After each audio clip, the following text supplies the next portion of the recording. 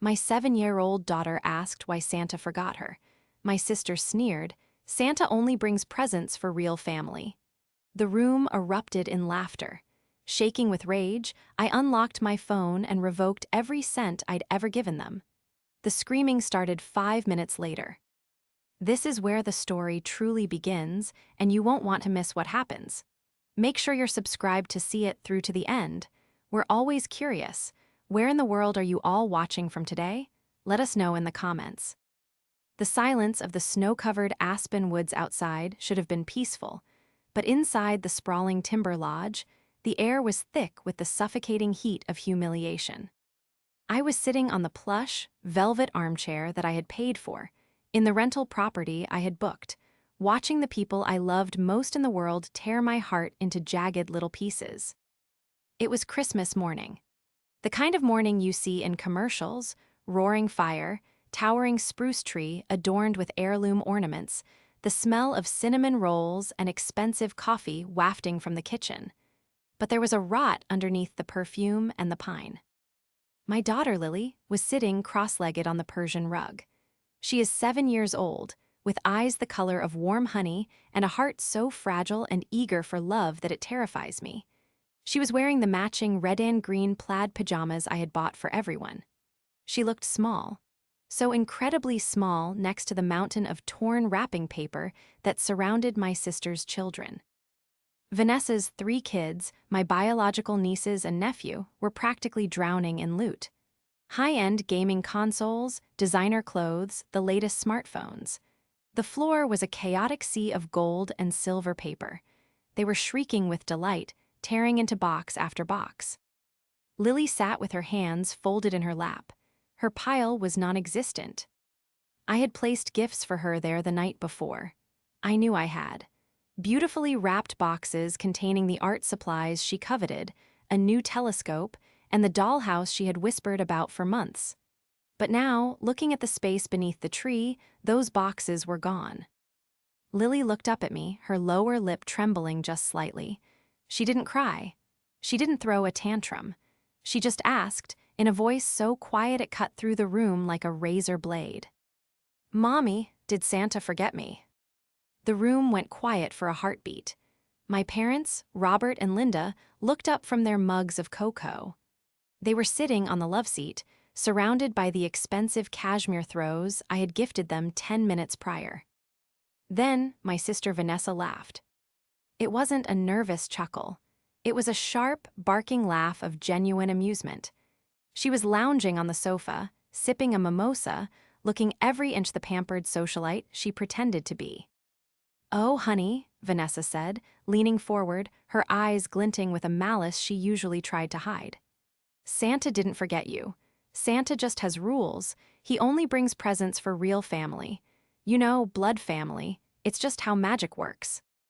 I felt the blood drain from my face so fast I nearly fainted. My vision blurred at the edges. I looked at my parents, waiting for them to admonish her, waiting for my father to stand up and shout, waiting for my mother to rush to Lily and cover her ears. Instead, my father, Robert, chuckled. "Oh, don't be so sensitive, Nessie is just teasing," he mumbled, taking another sip of his drink. My mother, Linda, smiled that tight, passive-aggressive smile I had known my whole life. "Well, it is a biological tradition, Emma. You can't expect everything to be equal all the time. It's confusing for the other children." They laughed, they actually laughed. I looked at Lily. The hope had vanished from her eyes, replaced by a dark, hollow confusion that no 7-year-old should ever have to experience. She didn't understand the cruelty, but she felt the rejection. She pulled her knees up to her chest, making herself even smaller, trying to disappear into the pattern of the rug. A physical wave of nausea hit me. My stomach clamped down as if I'd swallowed broken glass. I had spent 6 months planning this trip. I had spent $50,000 ensuring every detail was perfect. I had flown us all first class. I had covered the debts Vanessa was drowning in so she could come. And this was my return on investment. I tried to stand, but my legs felt like lead. The betrayal wasn't just in the words, it was in the coordination. They had moved her gifts. They had discussed this. They had collectively decided that my daughter, my beautiful, adopted daughter, was a prop to be used for a cruel joke about bloodlines. The betrayal was worse than the diagnosis itself. The laughter died down eventually, fading into the ambient noise of Vanessa's kids arguing over who got the better iPhone. The cruelty of the moment had passed for them, digested and discarded like a wrapper, but for me, time had stopped. Ma nudged to stand up. My movements felt mechanical, jerky, like a marionette with tangled strings. I walked over to Lily, scooped her up into my arms, and buried her face in my neck so she wouldn't see the tears springing to my eyes. She felt heavy, dead weight, her spirit crushed. "We're going to the bedroom for a bit," I said. My voice sounded hollow, like it was coming from the bottom of a well. "Oh, Emma, stop being so dramatic," Vanessa called out, not even looking up from her phone. She was likely texting her friends, bragging about the view. "Come have a mimosa, you're ruining the vibe, it was a joke. God, you're so uptight since you started that company." "Yeah, my dad chimed in. "Don't spoil Christmas, sit down." I didn't answer. I couldn't. If I opened my mouth, I would have screamed until my throat bled. I carried Lily down the long, timber-framed hallway to the master suite I had assigned to myself, the only luxury I had claimed, though Vanessa had complained bitterly that she deserved it because she had more kids. Once inside, I locked the door. The heavy click of the deadbolt was the most satisfying sound I had heard all morning. I sat Lily on the bed and knelt before her. "Baby, look at me." She looked up, her eyes swimming with tears she hadn't shed yet. "Am I not real?" she whispered. My heart shattered into a million dust motes. "You are the most real thing in this world," I said fiercely, gripping her small shoulders. Vanessa is wrong, she's mean and she's wrong. Santa didn't forget you. The gifts, they must have been misplaced. But I promise you I will make this right." I spent the next hour just holding her, reading her a story from my iPad, trying to regulate her breathing and my own. I could hear them outside in the main living area. I could hear the clatter of plates as they started the brunch I had paid a private chef to prepare. I could hear Vanessa laughing, that high, braying laugh that used to make me smile when we were children, but now sounded like a siren. "Where's Emma?" I heard my mother ask through the wall. "Sulking," Vanessa replied loudly. "She always gets like this when the attention isn't on her wallet. She's probably in there calculating how much this trip cost so she can hold it over our heads later." "True," my father grunted. "She does like to flash the cash." I sat on the edge of the bed, staring at the closed door. My hands were shaking, not from sorrow anymore, but from a cold, crystalline rage. They thought I was sulking. They thought I was hurt. They thought I was the same doormat Emma who had spent her entire 20s and 30s buying their love, paying off their mortgages, and apologizing for being successful. They saw me as an ATM with a pulse, a resource to be mined. I looked down at my phone lying on the duvet. It was an iPhone 15 Pro, titanium, sleek. To them, it was just a phone. To me, it was the command center of my life. It held the keys to my banking apps, my trust fund administration portal, the deed management software for my rental properties, and the family credit card controls. Vanessa had forgotten one crucial thing. She thought power came from biology. She thought because she gave birth to 3 children, she held the moral high ground. She thought that because I was the younger sister who only adopted, I was secondary. But she had forgotten that, while she was busy popping out kids and maxing out credit cards, I was building a financial technology empire. She had forgotten that every piece of clothing on her back, the food in her stomach, and the roof over her head at this very moment was provided by me. They had forgotten I own the cards they are swiping. And I was about to remind them. To understand why this betrayal broke me, you have to understand the history. You have to understand the sheer weight of what I carried for them. I am 39 years old. 10 years ago, I founded a fintech startup called LedgerLock. It started in my garage, fueled by ramen and desperation. When it went public 3 years ago, my net worth skyrocketed into the mid-8 figures. Before that, I was just Emma, the quiet one, the one who studied hard while Vanessa partied, the one who saved while Vanessa spent. Vanessa is 42. She was the beauty queen, the high school cheerleader, the one my parents adored because she was loud and charismatic. But charisma doesn't pay bills. Vanessa never held a job for longer than 6 months. She married a man who was exactly like her, flashy and shallow, and they divorced 5 years ago, leaving her with 3 kids and 0 assets. Since then, I have been her lifeline. I paid off her divorce settlement. I bought her a 4-bedroom house in a nice suburb so her kids, my real nieces and nephew, wouldn't have to change schools. I put her on a monthly allowance of $5,000, tax-free, just to keep her afloat. I paid for the cars. I paid for the vacations. And my parents? Robert and Linda retired early because I paid off their mortgage. I bought them an RV so they could travel. I funded their health care. I did it because I wanted a family. I did it because I thought that if I shared my success, we could all be happy. I was desperate for the warmth of a big family Christmas, the kind I never really had growing up because we were always stressed about money. But the money didn't bring us closer. It just made them resentful. Vanessa, in particular, couldn't stand it. She viewed my money as an accident, a fluke. She would make snide comments at dinner parties. "Must be nice to sit behind a computer all day while real mothers are working," she'd say, sipping the vintage wine I poured. She started poisoning Lily's mind early on. "Your mom works so much because she loves money more than you," she'd whisper to my daughter when she thought I wasn't listening. I brushed it off. I told myself she was just jealous. I told myself she was hurting. But today she had crossed a line that couldn't be uncrossed. I stood up from the bed and walked to the window. The snow was falling harder now. Vanessa was the architect of this misery. She was polished, with blonde highlights that cost $400 my money and a face full of filler my money. She called herself a lifestyle consultant on Instagram, but her only client was me, and the only lifestyle she consulted on was how to drain my bank account. She had spent the last week making subtle jabs about Lily's adoption. "It's so noble of you," she said on the flight over. "Taking in a charity case, I don't think I could love a child that wasn't mine. It's just not the same bond, is it?" I had bitten my tongue then.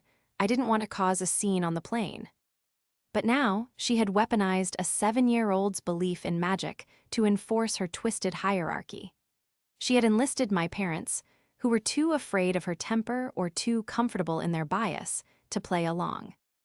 I looked at Lily, who had finally drifted into a restless sleep on the massive king-sized bed. Her tear-streaked face was pressed against the pillow.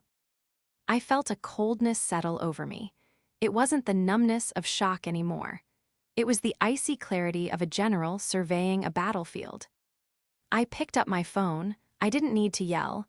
I didn't need to throw a drink in her face. I didn't need to stoop to her level. I had built a company that specialized in instant, irrevocable digital asset management. I knew exactly how to dismantle a financial life in under 60 seconds. I opened my banking app. Face ID recognized me instantly. The screen illuminated my face. I saw the list of accounts. Vanessa monthly allowance. Mom and Dad stipend. Family emergency trust. Amex Platinum authorized user, Vanessa. Amex Black authorized user, Robert. I tapped on Vanessa monthly allowance. Status, active, next transfer, Dec 26th.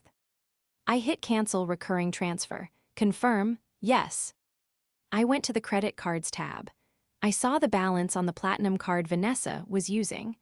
She had racked up $12,000 this month alone, probably on the gifts for her kids. I tapped freeze card, then I tapped remove authorized user. I did the same for my parents. But I wasn't done. That was just the appetizer. The main course was the house we were standing in. I didn't storm out immediately. That would have been amateur. That would have been emotional. And right now, I needed to be surgical. I sat back down on the edge of the bed, the duvet bunched under my fist. Lily was still asleep, her breathing finally evening out into a soft, rhythmic puff against the pillow. I smoothed a stray hair from her forehead, my hand trembling not from sadness anymore, but from the adrenaline of the hunt. I needed to know the full extent of the rot before I cut it out.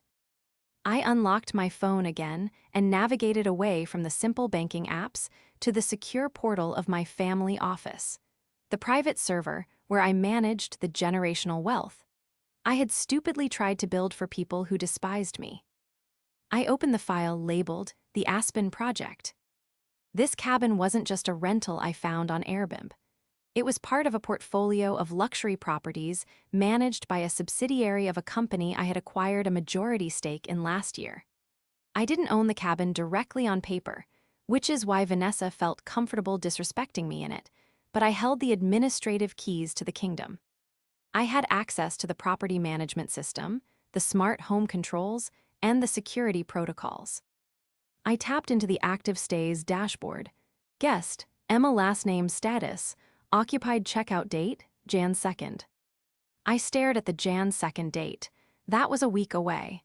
A week of catered meals, ski lessons, and spa treatments that I was bankrolling. I minimized that window and opened the family trust ledger. This was the account I had set up 2 years ago. It was supposed to be for emergencies, medical bills, expected home repairs, educational costs for the kids. I put $10,000 into it every month on autopilot. I rarely checked it because I trusted my father, Robert, to administer it fairly. He was the co-signatory. I pulled up the transaction history for the last 6 months. My breath hitched in my throat. Oct 12, withdrawal $4,500. Memo, medical Vanessa Dental. Nav 4, withdrawal $6,200. Memo, medical kids orthodontics. Dec 1, withdrawal $8,000. Memo, emergency car repair Vanessa. I scrolled further back. The list was endless. Thousands upon thousands of dollars drained. I switched apps to Instagram. I went to Vanessa's profile. On October 12th, she wasn't at the dentist. She was posting a photo of a new Chanel bag with the caption, "Treat yourself, self-care." The bag retails for roughly $4,500. On November 4th, no orthodontist. She was at a luxury spa weekend in Napa with her friends. On December 1st, she had posted a story about her brand new whip, a lease down payment on a Range Rover. My father had been signing off on these. He knew. He was labeling them as medical or emergency to keep me from asking questions if I ever glanced at the quarterly summaries. They weren't just mooching, they were embezzling.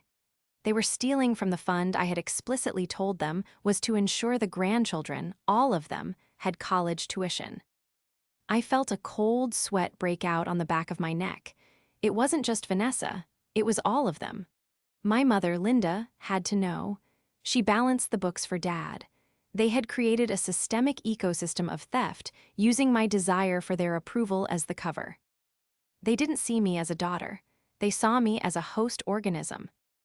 And Lily was just an obstacle, a non-biological intruder who might take a slice of the pie they believed belonged solely to them. That's why they hated her. It wasn't just prejudice, it was greed. Every dollar spent on Lily was a dollar Vanessa couldn't steal for a handbag. I took a screenshot of the ledger. I took screenshots of Vanessa's Instagram posts matching the dates. I compiled them into a single PDF document titled Evidence of Fraud, PDF. Then I went back to the property management app. I located the master override function for the cabin. This feature was designed for owners to lock out unruly guests or reset systems during emergencies. It controlled the digital locks, the Wi-Fi, the heating profiles, and the entertainment systems. I didn't activate it yet. I wanted them to see it coming. I wanted to look them in the eye when the world fell apart. I stood up, smoothed my sweater, and walked to the mirror. I looked tired. My eyes were red-rimmed, but there was something hard in my expression that hadn't been there an hour ago. The people-pleaser Emma was dead. She had died the moment Vanessa laughed at my daughter. I walked back to the bed and kissed Lily's forehead. "Stay asleep, baby," I whispered. "Mommy has some cleaning to do." I unlocked the bedroom door and stepped out into the hallway. The living room was warmer than the bedroom, stiflingly so. The fire was roaring, cracking and spitting sparks behind the iron grate. The smell of bacon and expensive coffee was nauseatingly strong. They were exactly where I had left them. It had been over an hour, but the scene hadn't shifted, only the volume had increased. Vanessa was now sitting on the floor amidst the sea of wrapping paper, helping her son set up a new gaming console, the one I had bought. My parents were laughing at something on the TV. When I walked in, the laughter didn't stop, but the temperature in the room seemed to drop. "Oh, look who decided to rejoin the living," Vanessa said, not looking up from the HDMI cable she was wrestling with. "Is the drama queen done pouting, or do we need to walk on eggshells for the rest of the day?" My mother, Linda, sighed, putting down her mug. "Emma, really? You've been in there for ages. It's Christmas. Don't punish the children with your mood." "I'm not punishing the children," I said softly. My voice was steady, terrifyingly calm even to my own ears. I walked to the center of the room, standing between them and the massive Christmas tree. "I'm just making some administrative adjustments." "Administrative adjustments?" Robert snorted. "You sound like you're at a board meeting. Relax, kid, have a drink." "I don't want a drink, Dad. I want to talk about the real family policy Vanessa mentioned earlier." Vanessa rolled her eyes and finally looked up. "Oh my God, can you let it go? It was a joke. You're so sensitive. It's pathetic, honestly. You have all this money, but you act like such a victim." "You're right," I said. "I have all this money. That is a very important point." I pulled my phone out of my pocket. I held it up, the screen facing me. "I was thinking about what you said, Nessie. About how Santa only brings gifts for blood family. About how biology determines who gets taken care of." I tapped the screen once. And I realized, if we're going to follow those rules, we should follow them all the way. "What are you babbling about?" Vanessa stood up, dusting glitter off her leggings. "You're being weird." "Check your phone," I said. "What?" "Check your phone." Vanessa scoffed, reaching into her pocket. My father frowned, patting his chest pocket for his device. My mother picked hers up from the coffee table. For 3 seconds, there was silence. Just the crackle of the fire and the low hum of the refrigerator. Then the pings started. Ding, ding, ding, buzz. It was a cascade of notification sounds, a digital symphony of rejection. Vanessa unlocked her screen, her brow furrowed. "What is this? Why did I get an email from American Express?" She tapped the screen. "Card, canceled." She looked up, confused. "Emma, did you cancel the Platinum card? It says account closed at administrator request." "Keep reading," I said coldly. "Transfer failed," my father read out loud, his voice trembling slightly. "Monthly stipend, recurring payment canceled." He looked at me, his face going slack. "Emma, what did you do?" "I'm just applying the rules," I said, taking a step closer to Vanessa. "You see this money, this lifestyle, the credit cards, the allowance, the trust fund, it all comes from me, from my work, from my sweat. And since I'm apparently not real family enough to deserve respect, and my daughter isn't real family enough to deserve a Christmas gift, then clearly you don't need my fake money." Vanessa's face went from confused to red in an instant. You canceled my card? Are you insane? I have things to pay for. I have bills auto-drafting from that account tomorrow." "Not anymore," I replied. "I also froze the checking account you use for your bills. You know, the one I fund entirely." "You can't do that," Vanessa shrieked, her voice pitched up, sharp and grating. "That's my money, you gave that to me." "It was a gift," I corrected her. "Like Santa, but Santa has stopped coming." "Mom, Dad," Vanessa spun around to our parents. "Do something. She's cutting me off. She's trying to ruin Christmas." My mother stood up, her face pale. "Emma, this is going too far. You can't just cut off your sister's livelihood over a clumsy joke. You're hurting the children." "The children?" I laughed, a harsh, humorless sound. "You mean the children sitting amidst $10,000 of electronics I paid for, while my daughter is crying in the bedroom because you couldn't be bothered to spend $10 on a toy for her." "We love Lily," my father protested, though he wouldn't meet my eyes. "It was just an oversight." "An oversight," I repeated, like the medical expenses were an oversight, Dad. The room went dead silent. My father froze. The color drained from his face completely, leaving him looking gray and old. "I beg your pardon," he whispered. "The dental work," I said, my voice dropping to a dangerous whisper. "The car repairs, the orthodontics. Strange how Vanessa's teeth look exactly the same, but she has a new Chanel bag. Strange how the car repair happened the same week she leased the Range Rover." Vanessa gasped. She looked at our father, then back at me, panic flaring in her eyes. "I know," I said. "I know everything. I saw the logs, I saw the withdrawals. You and Mom have been funneling money from the emergency trust, money meant for the grandkids' college, to fund Vanessa's vanity projects. You've been stealing from me." "It's not stealing," Vanessa screamed. It was a primal, desperate sound. "It's family money. It belongs to us. You have millions. You don't even miss it. You're just a greedy, selfish bitch who thinks she can control everyone just because she got lucky with some stupid app." "It belongs to me," I roared back, my voice finally rising, cracking the air like a whip. "I earned it. I built it. While you were partying, I was working. While you were judging me, I was saving you." "I hate you." Vanessa lunged forward, her hands curled into claws, but my father caught her arm, holding her back. "Vanessa, stop," he yelled. "She ruined everything." Vanessa sobbed, struggling against him. "She always ruins everything." I watched them, this tableau of dysfunction. My sister screaming, my father holding her back, my mother weeping on the sofa. "I didn't ruin anything," I said, my voice returning to that icy calm. "I just turned the lights on, and I'm not done." The screaming died down into ragged breathing and quiet sobbing from my mother. The children, Vanessa's kids, were staring at us, wide-eyed, the joy of their new Xboxes forgotten. They were old enough to understand that the atmosphere had shifted from celebration to catastrophe. "Emma," my father said, his voice shaking. He let go of Vanessa, who slumped onto the arm of the sofa, glaring at me with venomous hatred. "Emma, please, let's sit down. Let's discuss this rat. Finally, we can pay it back.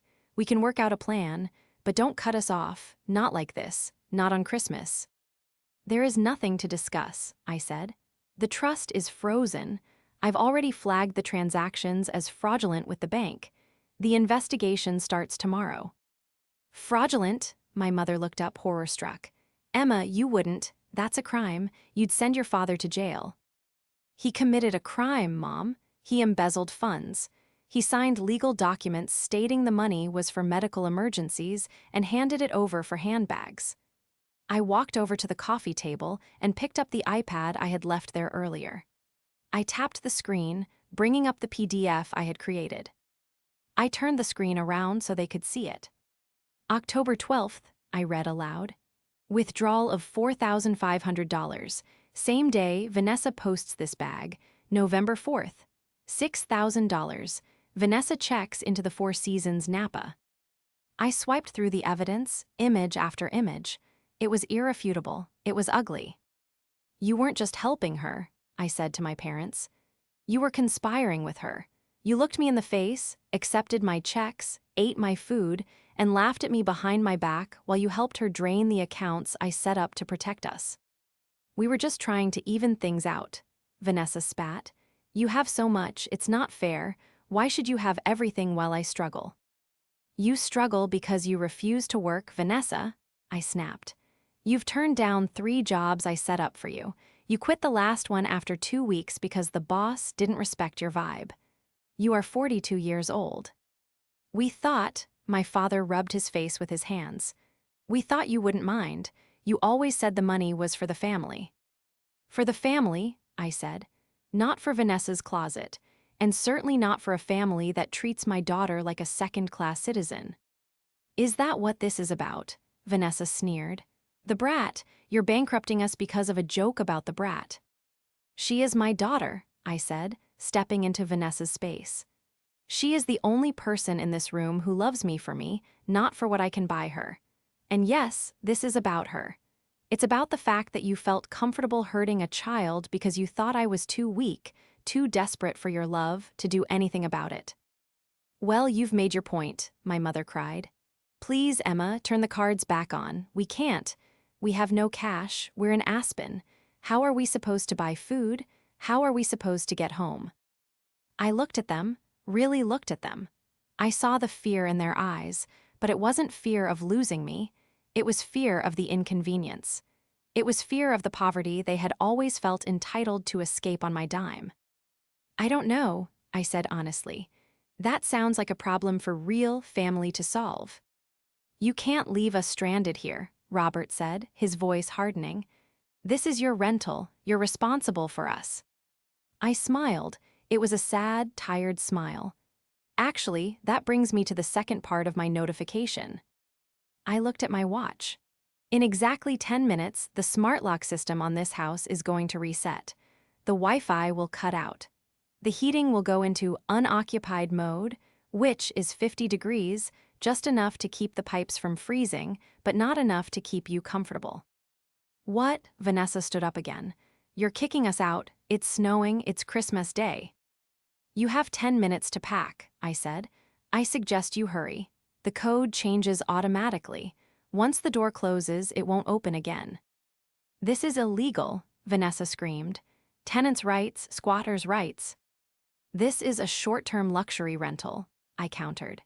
And the rental agreement, which I signed, states that the primary booker can revoke guest access at any time for violation of house rules. Destroying the peace and engaging in theft seems like a violation to me. Where will we go? My mother wailed. The hotels are fully booked. They cost a fortune. I checked, I said calmly. There's a Motel 6 on the outskirts of town. It has vacancies. It's about $80 a night. If you pool the cash in your wallets, since your cards don't work, you might be able to afford 2 rooms for the night. You are a monster, Vanessa hissed. I hope you rot. I hope that little. Don't, I warned, cutting her off with a look so sharp it silenced her. Don't finish that sentence, or I will call the police and file the embezzlement charges right now. I have the evidence on my phone. One button, Vanessa. One button and Dad goes to jail, and you go down as an accomplice. The threat hung in the air, heavy and suffocating. My father looked at me, his eyes wide with shock. He finally realized I wasn't bluffing. He realized the dynamic had permanently shifted. He was no longer the patriarch. He was a liability. Pack your things, he whispered to my mother. Linda, get the bags. Robert, she gasped. Do. It, he yelled, his composure cracking. She'll do it, look at her. She'll send me to prison. I watched as the scramble began. It was chaotic. Vanessa was throwing clothes into suitcases, sobbing and cursing. My mother was running around grabbing toiletries. The kids were confused, holding their new gadgets, asking why they had to leave. Leave the Xboxes, I said to the kids, my voice softening just a fraction. Those stay. You can't play them at the Motel 6 anyway. That's mean, Vanessa shouted from the hallway. Those were purchased with the Platinum card, I called back. Technically, they are stolen property if you take them. Leave them. I stood by the fireplace, watching my family dismantle their holiday in a panic. I felt a strange, hollow ache in my chest, but no regret. Not a single ounce of regret. I heard the door to the master bedroom click open. I turned to see Lily standing there, rubbing her eyes, holding her stuffed rabbit. She looked at the chaos, her grandmother crying, her aunt screaming, the suitcases flying. Mommy, she asked, her voice small, is Christmas over? I walked over to her and picked her up, wrapping her in a tight hug. No, sweetie, I said, turning her away from them. The bad part is over. Our Christmas is just starting. The countdown on my phone screen read 08, 43. The atmosphere in the lodge had shifted from a holiday morning into a frantic, terrified evacuation drill.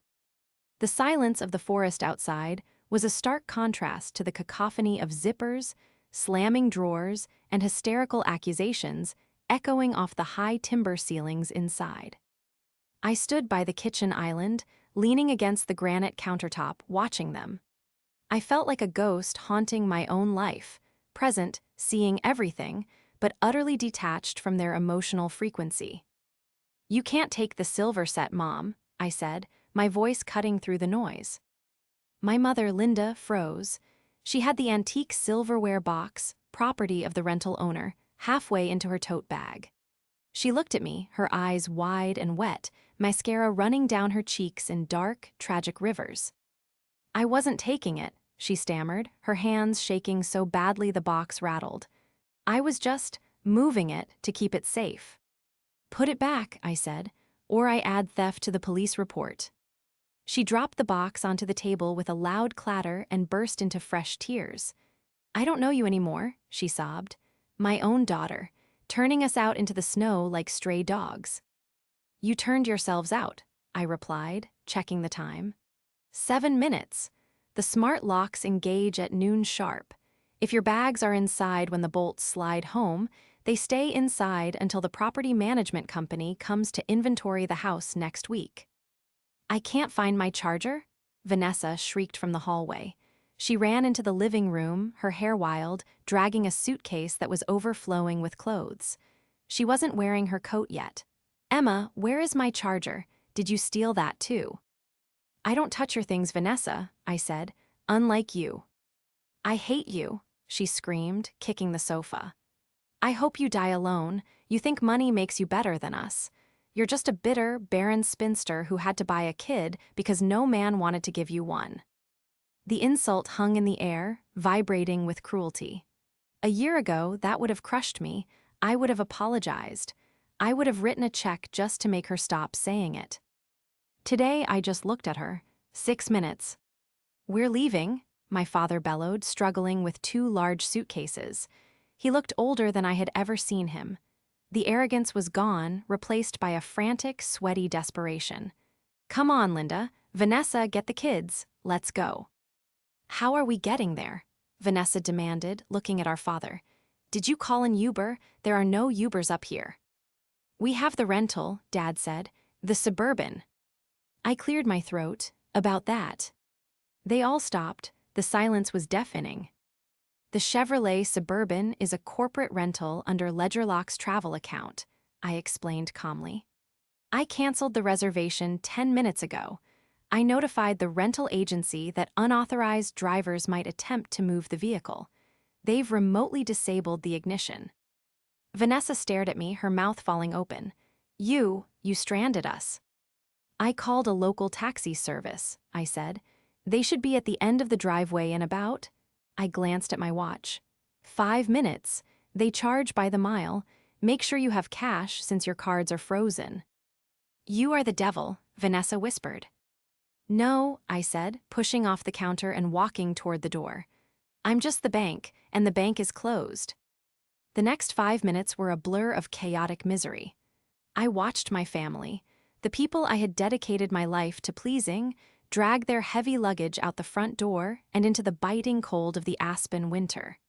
The snow was falling heavily now, large wet flakes that clung to their hair and expensive coats. I stood in the doorway, Lily peeking out from behind my leg, clutching her rabbit. "Get in the taxi when it comes," I said. "Do not come back. If you try to break in, the alarm is silent, but the police response is automatic." "This isn't over," Vanessa yelled from the driveway. She was shivering, clutching her coat tight. "I'll sue you. I'll tell everyone what you did. I'll go to the press." "Go ahead," I called back. "Tell them how you embezzled from your own parents' retirement trust. Tell them how you stole from a child on Christmas. I have the receipts, Vanessa. I have the logs. If you want a war, I will nuke you from orbit." Just then, a beat-up yellow van, the local taxi, crunched its way up the snowy drive. The driver looked confused as he saw the pile of designer luggage and the hysterical family standing in the snow. "Reservation for Robert," the driver called out the window. "That's them," I said, pointing. My father looked at me one last time.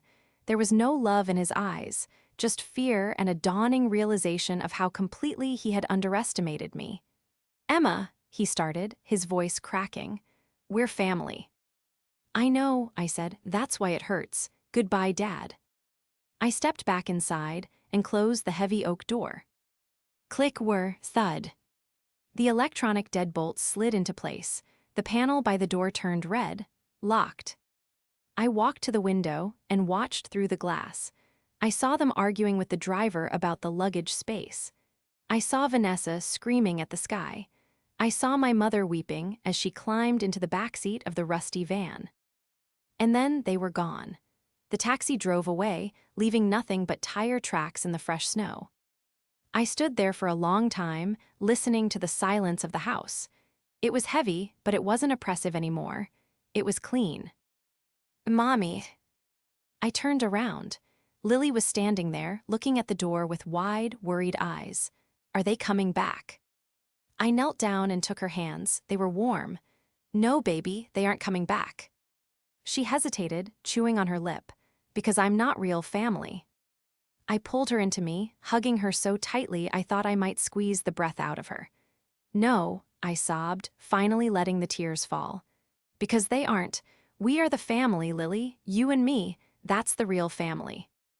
The silence that followed was the most beautiful sound I had ever heard. For the first time in my adult life, Christmas wasn't a performance. It wasn't a transaction. It was just quiet. "I have a secret," I told Lily, wiping my eyes. She looked at me intrigued. "What secret?" "Santa knew," I whispered. "He knew Auntie Vanessa was going to be mean, so he didn't leave your presents under the big tree. He hid them." Her eyes went wide. "He did." "He did. He put them in the owner's closet in the master bedroom, because he wanted to make sure they were safe for you." I led her back to the bedroom and opened the walk-in closet. I had stashed them there the night before, an instinct I hadn't fully understood at the time, a subconscious warning that Vanessa would ruin the morning. There they were, the art set with the 100 count markers, the high-powered telescope for looking at the stars, the dollhouse that looked exactly like our house back in the city. Lily gasped, a sound of pure, unadulterated joy that erased the last 10 years of my trauma. She didn't scream or tear at the paper greedily like Vanessa's kids. She touched each box reverently. "For me," she whispered. "All for you," I said. We spent the rest of the day in pajamas. We ordered pizza from the only place open in town and ate it on the floor in front of the fire. We built the dollhouse. We set up the telescope and looked at the snowy peaks of the mountains. We laughed. We actually laughed, and it didn't feel like navigating a minefield. But the peace was purchased, with a war that was still being fought in the background.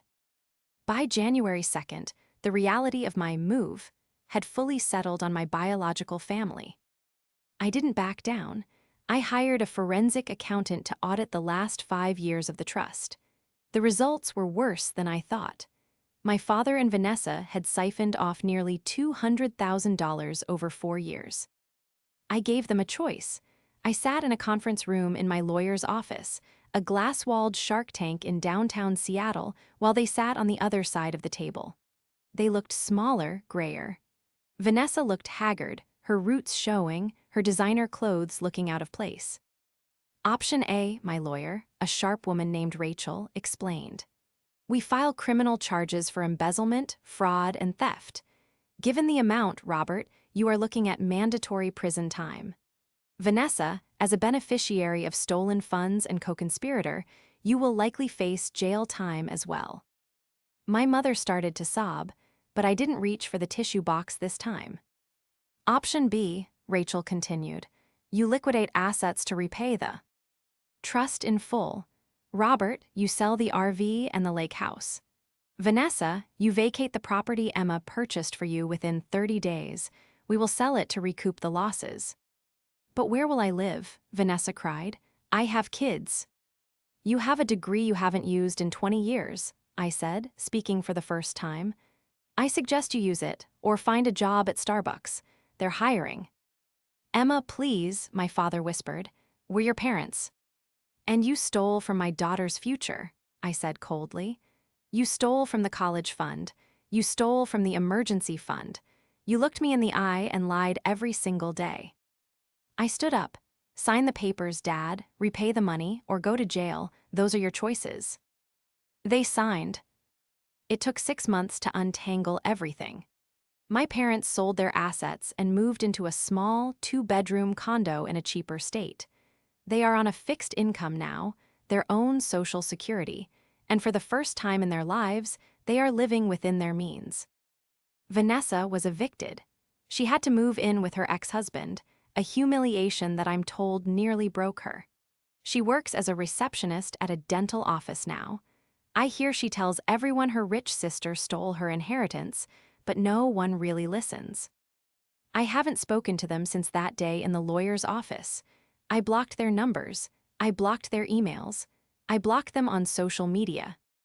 Sometimes, late at night, I feel the phantom ache of the limb I cut off. I mourn the family I wanted them to be. I mourn the fantasy of the happy Christmas dinner. But then I look at Lily. Last week she came home from school with a drawing. It was a picture of 2 stick figures holding hands under a giant sun. One was tall, one was small. Who is this? I asked her. That's us, she said, pointing. The real family. She didn't know how much those words healed me. I realized then that Vanessa was right about one thing: biology doesn't lie. But she was wrong about what it means. Biology makes you relatives. Love, loyalty, and protection, that is what makes you family. And for the first time in my life, I have a family that is real.